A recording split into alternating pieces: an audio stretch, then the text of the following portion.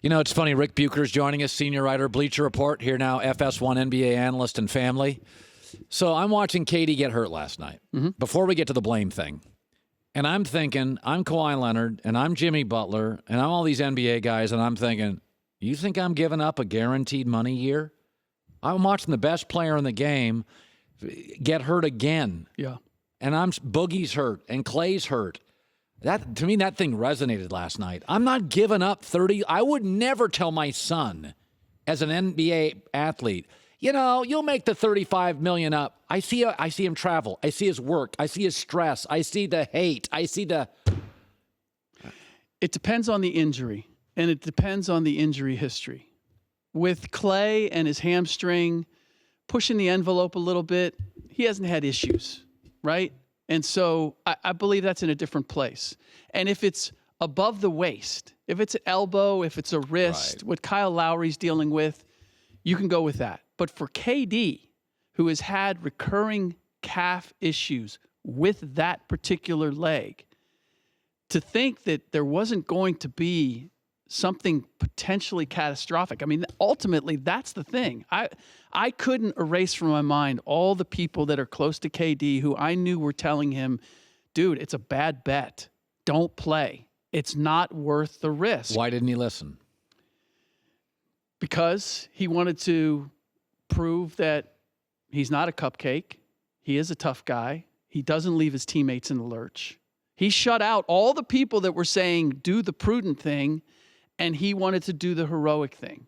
And ultimately, he needed somebody who had the veto power to say, KD, we know where your heart is. You have nothing to prove to us. You're not going to play. Not you don't have to play. You're not going to play. And that didn't happen. Who do you blame? Warriors had the veto power. Obviously, you know, Bob Myers took it upon himself. He was getting advice, obviously, from the medical staff and the training staff, et cetera.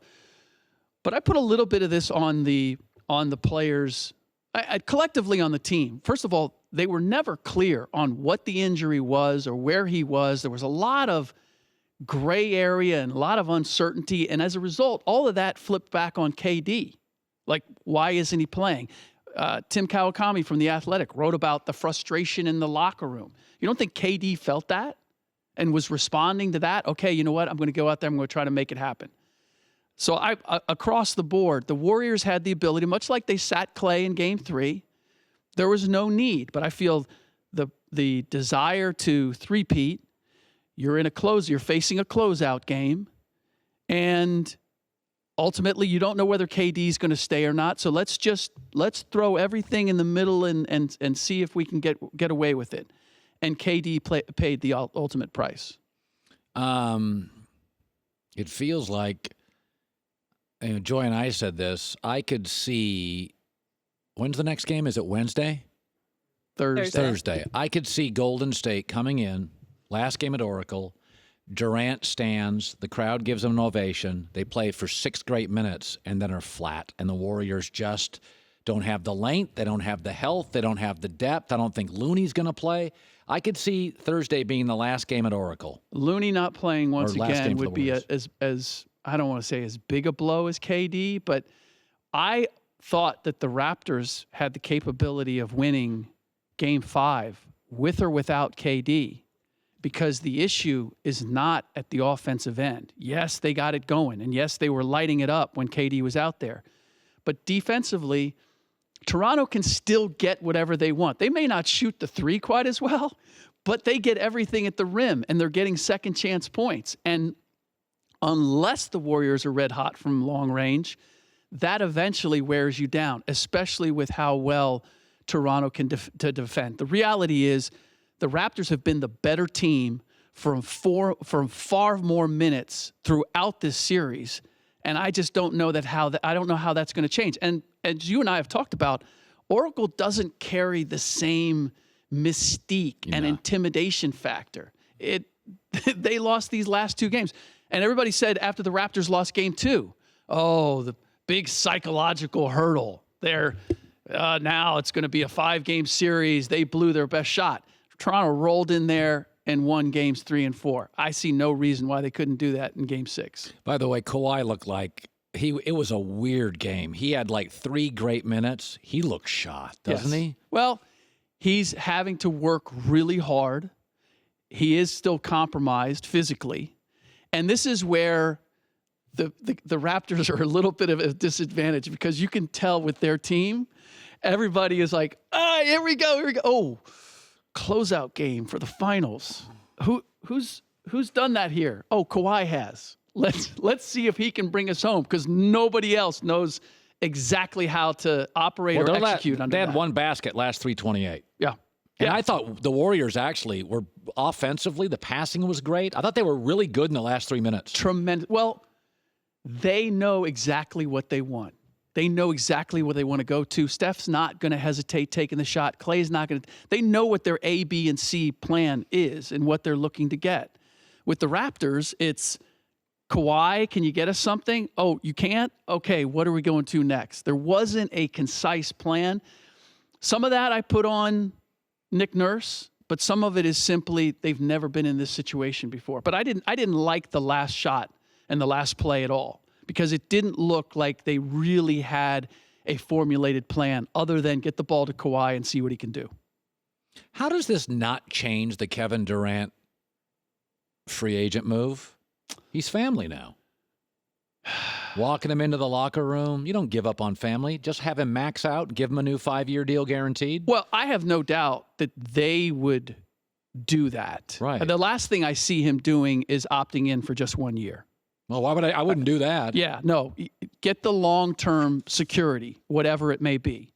But that said, if the medical staff and the pressure from the Warriors, if KD sits for a bit and says, I'm in this position because I gave in to what they wanted as opposed to what was best for me. You think he'd do that? I don't know. Why don't I Bob Myers call today?